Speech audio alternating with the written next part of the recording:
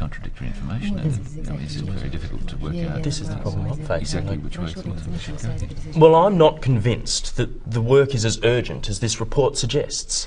So perhaps we should... Oh, come on. The building is practically falling down. Sorry, Lynn. I don't think Tan had finished. We'll get to you in a minute. Sorry. As I was saying, perhaps we should get a second opinion before we spend any money. Thank you, Tan. What's your opinion, Walter? Well, as far as I'm concerned, it's a question of safety. So I think we should go ahead. Are you suggesting that someone could get hurt? In my opinion, yes. If you ask me, there is a serious risk of an accident. And it's not a recent problem. Are you implying we should have done something earlier? Much earlier. It's a real concern. Hear, hear. In that case, I agree. We should do something now. I think so too. Thank you, Walter. Well, if there's no... Excuse me, Madam Chairperson. Yes, Barbara? What about the problem with parking? There were no places again this morning. Maybe if you got to work on time. All comments through the chair, if you don't mind, Walter. Parking isn't on the agenda for this meeting. Perhaps you could suggest it for our next meeting, Barbara.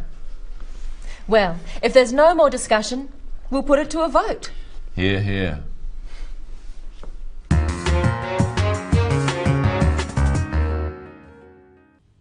Today, we're looking again at meetings. In meetings, especially formal meetings, it's important to keep the discussion relevant and to the point. So we're looking at some words and phrases that a chairperson might use to stop irrelevant discussion and interruptions. We're also looking at ways of stating an opinion and agreeing or disagreeing. First of all, notice how Tan states that he doesn't agree with the report. Well, I'm not convinced that the work is as urgent as this report suggests. Tan says, I'm not convinced. He means he disagrees with the report. But by saying he's not convinced, he's leaving himself open to another point of view. Let's look at some phrases you can use to express disagreement. I'm afraid I'm not convinced. I don't entirely agree. I'm not sure about that. I can't agree with you there. I don't think that's quite correct. Notice that all of these ways of disagreeing are polite. If you use stronger terms of disagreement, it can sound rude or argumentative. Well, I'm not convinced that the work is as urgent as this report suggests. So perhaps we Don't should... be ridiculous. Excuse me? When disagreeing, the speaker normally also gives a reason for their opinion and may use an expression showing that it is their opinion. Listen to Walter. Well, as far as I'm concerned, it's a question of safety. So I think we should go ahead. Are you suggesting that someone could get hurt? In my opinion, yes. Let's practice some phrases you can use to introduce your opinion about something. In my opinion, as far as I'm concerned, if you ask me, the way I see it is this. And of course, you can simply state, I think, or I believe. Notice that Tan asks for clarification of the point Walter makes. He wants to make sure he understands what Walter is saying. Let's look at some ways of seeking clarification and checking understanding. Practice these with Tan. Are you suggesting that someone could get hurt? Are you saying that someone could get hurt? Do you mean someone could get hurt? Are you implying that someone could get hurt? One of the roles of the chairperson is to make sure everyone gets to have their say.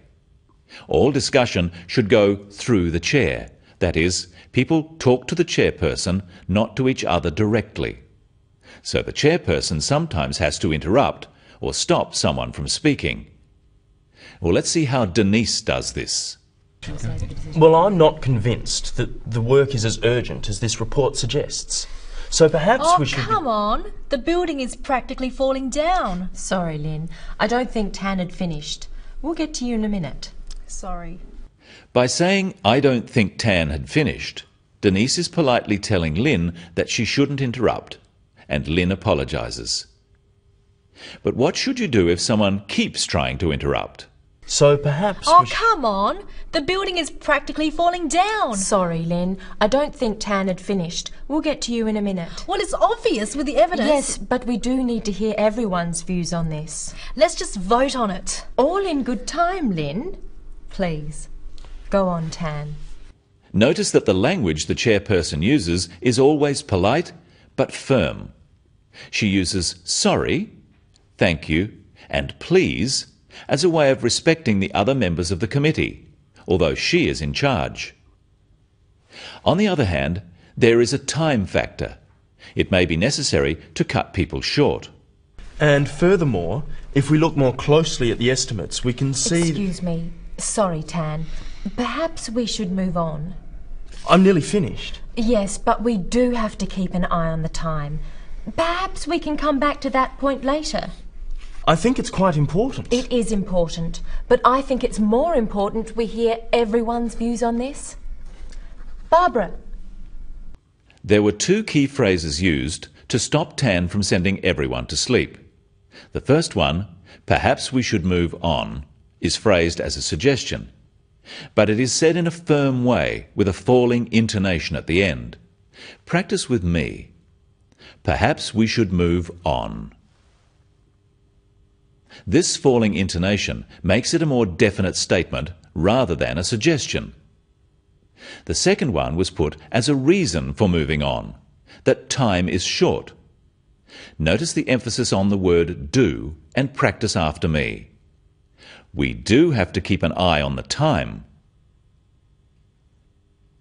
Remember, we said the discussion has to be relevant. What do we do if someone makes an irrelevant comment?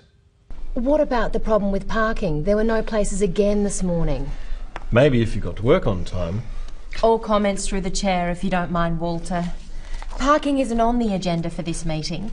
Perhaps you could suggest it for our next meeting, Barbara. When Walter makes a comment directly to Barbara, Denise says, all comments through the chair if you don't mind. This is a way of reminding Walter of correct meeting procedure. All comments through the chair means he must speak to the meeting, not directly to one person at the table. Denise suggests that parking isn't on the agenda for this meeting. But so that Barbara doesn't feel bad, she suggests it could be discussed at another time. Finally, we've looked at disagreeing. Let's look at ways of agreeing with a point. Are you implying we should have done something earlier? Much earlier. It's a real concern. Hear, hear. In that case, I agree. We should do something now. I think so too. Agreeing is simpler than disagreeing, as you don't have to state a reason. Repeat these phrases after me. I agree. In that case, I agree. I'll go along with you. I couldn't agree more. That's right. I concur. Absolutely. Let's review some of the other important expressions we've looked at in today's episode. I'm afraid I'm not convinced. Are you suggesting that someone could get hurt? I can't quite agree with you there. As far as I'm concerned, it's a question of safety. Perhaps we should move on. We do have to keep an eye on the time. When giving opinions in a meeting, it's important to use phrases such as, in my opinion, from my point of view, or I think, instead of just stating your opinions as facts. This is respectful of other people who may have different views. But when you strongly agree with something someone else says, you can say, hear, hear. That's all for today. See you next time on The Business of English.